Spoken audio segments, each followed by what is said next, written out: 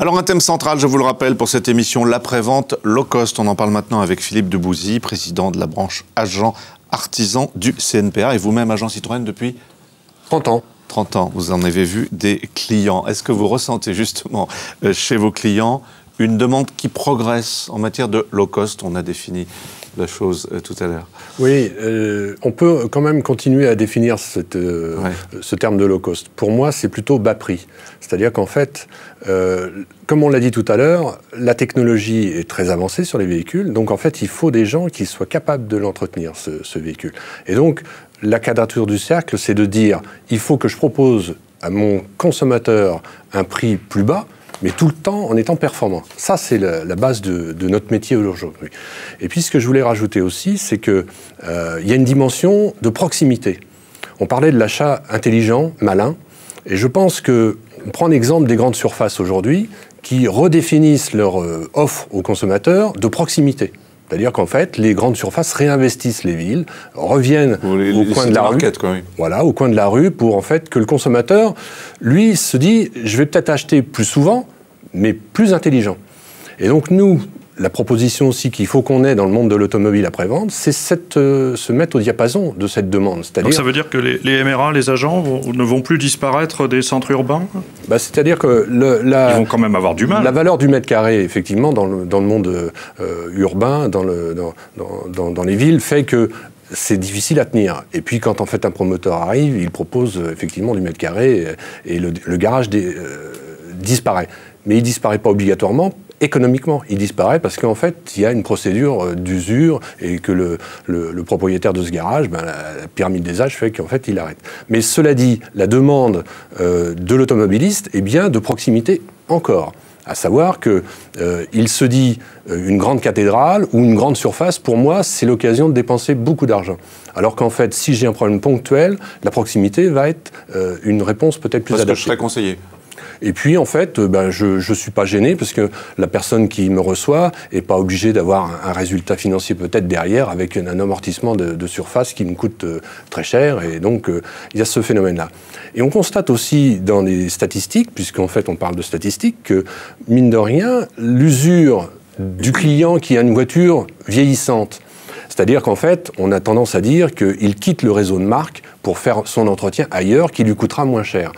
Vous le sentez? Elle est moins évidente dans le réseau agent et MRA. C'est-à-dire qu'en fait, bizarrement, on s'aperçoit que l'érosion du volume d'après-vente dans le réseau des artisans ne se fait pas en fonction de l'âge du véhicule. Parce que vous êtes moins cher déjà. Parce qu'on a certainement une image d'être moins cher, de conseil, de proximité.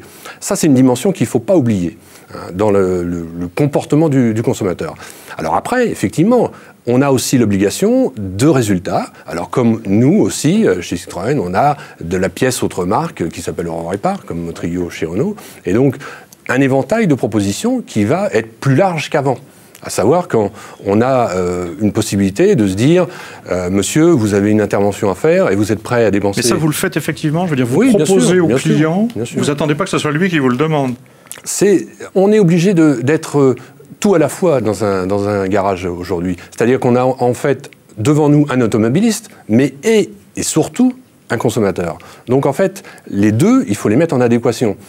La problématique de l'automobiliste, je suis en panne ou je dois faire l'entretien parce qu'il va m'arriver quelque chose sinon. Et la problématique du consommateur, oui, mais je ne veux pas dépenser trop d'argent et je veux optimiser ma dépense. Donc à nous, professionnels, de mettre en adéquation ces demandes, à savoir, je vais être performant techniquement et je vais être aussi performant au niveau économique. Avec des gammes de prix différentes et sur la prestation. Donc à nous de proposer aussi ces différents tarifs en définitive. Est-ce que vous sentez, comme on le disait avec M. Potet, qu'il y a une espèce de culture du produit chez les automobilistes maintenant qui monte, enfin qui s'élève? Et les gens s'y connaissent beaucoup mieux qu'avant. Oui, et puis il y a le phénomène aussi Internet qui fait que les gens échangent les informations. Aujourd'hui, on a bien souvent des gens qui arrivent dans nos établissements en disant « j'ai ce problème-là et j'ai vu que c'est cette problématique qui se pose ». Donc en fait, le diagnostic est fait a posteriori par nous, on confirme ou on infirme.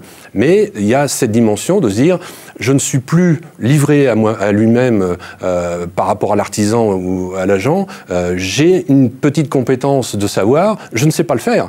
mais je sais comment, qu'est-ce qui se passe dans ma voiture. Et ça, c'est une dimension qui est nouvelle aussi, l'information. Entre les pièces multimarques et les pièces d'origine, il y a une grosse différence en termes de marge pour vous? Alors, la réponse est plus complexe. Une facture de réparation, en gros, c'est moitié-moitié, main-d'œuvre et pièces. Donc, si on joue sur en fait, les pièces, on n'agit que sur 50% de la facture. Les pièces concurrencées, on va dire, sont évidemment des fois moins intéressantes au niveau marge pour le professionnel que celles qui, en fait, représentent un prix, c'est mathématique, plus élevé. Cela dit, là aussi, il faut quand même se dire que il faut mieux avoir 10 clients dans nos affaires que 5 et adapter à ces 5 clients une offre bien formatée. Oui, mais est-ce qu'ils viennent chez vous, agent Citroën, et vous demandent une pièce Eurorépar? Oui. Ils vous le demandent, ça? Non, ils nous demandent un prix. Ils nous demandent un prix. C'est-à-dire qu'en fait, on est mis en concurrence, pas souvent, ça peut arriver, sur des produits techniques. On est mis beaucoup en concurrence sur le pneumatique, sur des pièces qui, en fait, pour le consommateur, un pneu, c'est un pneu. Bon, alors après, il faut expliquer les différences technologiques sur telle ou telle marque ou telle provenance. Par contre, sur un produit beaucoup plus technique, qui va dire, je ne sais pas, un embrayage ou des pièces comme ça, effectivement, là, il faut être placé au niveau du prix, le bas de facture. Et alors aujourd'hui, l'offre supplémentaire que vous procure Eurorépar suffit, le volume que vous avez avec ces pièces-là, vous suffit à compenser l'érosion des marges par rapport à... Non, ce serait trop simple. C'est-à-dire qu'en fait, la démarche de concurrence, elle est tous azimuts. C'est-à-dire qu'on est concurrencé entre nous-mêmes, réseau de marques, mais vis-à-vis aussi de grandes surfaces qui, en fait, proposent des services après-vente. Alors, évidemment, la démarche de se dire, on va proposer des pièces moins chères pour passer au niveau du prix, elle n'est pas suffisante. Il y a aussi l'aspect du conseil, l'aspect aussi relationnel. Et nous sommes des commerçants, il ne faut pas oublier ça. C'est qu'en fait, à un moment donné, on a redimensionné nos ateliers pour l'accueil par rapport au client. Quand il arrive, on n'est plus celui qui, en fait, avait le savoir-faire et qui, devait être le grand gourou qui intervient sur ma voiture. Et quel que soit le résultat, j'ai plus qu'à payer. Non, là, on est dans une démarche gagnant-gagnant. Mais enfin, c'est vous qui avez la technologie, c'est vous qui avez maintenant l'électronique, l'informatique, les moyens de tester immédiatement. Tout à fait. Et de savoir ce qui marche ou pas dans la voiture. C'est aussi le volet très intéressant pour le consommateur, c'est de se dire, je vais faire l'entretien de ma voiture à la 20 000 km, 30 000, 40 000, comme vous disiez tout à l'heure, mais derrière, nous, on a un savoir-faire qui, effectivement, n'est peut-être pas assez vendu, entre guillemets, aux consommateurs, à savoir le savoir-faire de tout ce qui va en aval de l'intervention basique de faire l'entretien du véhicule, changer les filtres. Nous, en fait, on interroge la voiture aussi maintenant.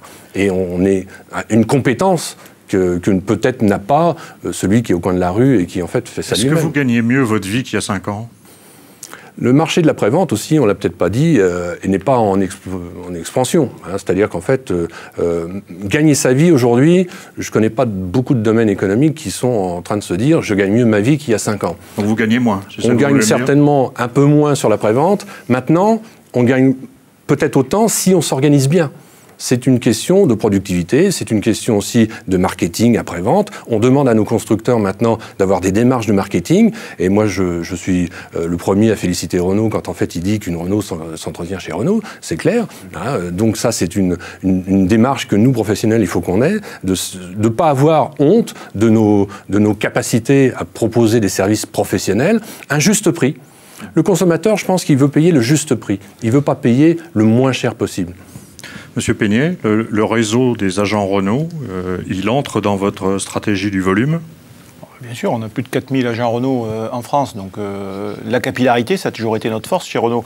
Et je reprendrai ce qu'a dit M. Debouzy, c'est ce qui est important dans le réseau de marque, c'est la capillarité et la proximité.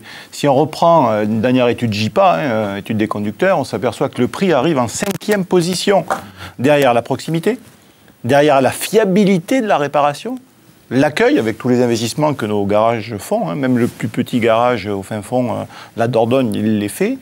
Et puis derrière, l'habitude, parce qu'il y a une habitude de service, de dialogue, de proximité qui fait qu'aujourd'hui, le réseau d'agents est une force pour nous, constructeurs. 4000 agents Renault en France, il y en avait combien il y a 10-15 ans ? Il y en avait beaucoup plus. Les 10 000 voisins utiles. Cela fond. Monsieur Potet, vous vouliez intervenir? Oui, moi simplement pour dire, je rejoins les différents interlocuteurs, là, et notamment Renault et Citroën, mais il est vrai aussi qu'au fur et à mesure où le véhicule vieillit, le consommateur a plutôt tendance à aller en dehors du réseau constructeur. Et que ce qui devient de plus en plus délicat du point de vue pour le constructeur, c'est que dans les premières années de possession de véhicules, le consommateur a un peu une tendance à interroger les prestations qu'il reçoit, surtout sur on parlait de visites d'entretien, visites périodiques, etc. Et donc tout l'enjeu quand même pour les constructeurs, c'est de démontrer la valeur au consommateur de ce qui est fait et de justifier. Et si ça, ce n'est pas fait, il y a forcément immédiatement un certain mécontentement du consommateur, même s'il n'est pas clairement exprimé, mais, ou directement, spontanément exprimé, mais c'est... Voilà. Et il faut aussi rappeler qu'au fur et à mesure où le véhicule vieillit, c'est à ce moment-là, donc au moment où le consommateur a plutôt tendance à sortir du réseau constructeur, que se font les interventions en après-vente les plus importantes, celles qui sont les plus créatrices, je dirais, de valeur ajoutée. Et deuxièmement, que se pose la problématique du renouvellement du véhicule aussi de façon la plus forte.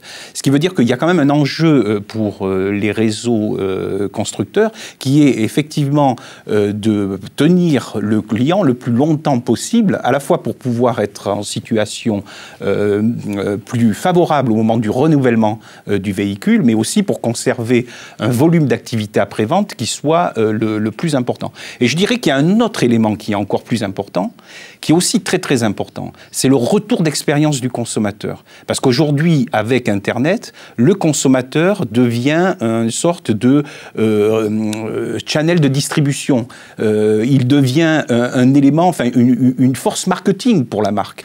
Bon, le troisième élément, c'est le retour d'expérience des consommateurs, des automobilistes. Aujourd'hui, de plus en plus, ce qui se dit sur les marques automobiles, sur les prestataires automobiles, c'est un discours qui vient du consommateur et qui est aussi captable par les autres consommateurs. Ce qui veut dire que aujourd'hui, le fait d'apporter une expérience très positive à ses clients est un élément de préparer la conquête de nouveaux clients. C'est le bouche à oreille moderne, quoi. Parce que c'est l'impact du bouche à oreille à l'ère du digital. Parce que n'importe quel automobiliste aujourd'hui qui prépare l'achat d'une automobile, il va regarder ce que disent les consommateurs, ceux qui sont possesseurs de cette automobile aujourd'hui, ceux qui fréquentent le réseau de la marque en question, qu'est-ce qui est dit en matière d'après-vente. Ce qui veut dire que ça devient extrêmement déterminant dans la capacité qu'auront les marques demain à, je dirais, continuer à se positionner sur le marché et à croître sur leur marché. Merci pour ces précisions et merci donc à Philippe Debouzy, président de la branche artisan du CNPA.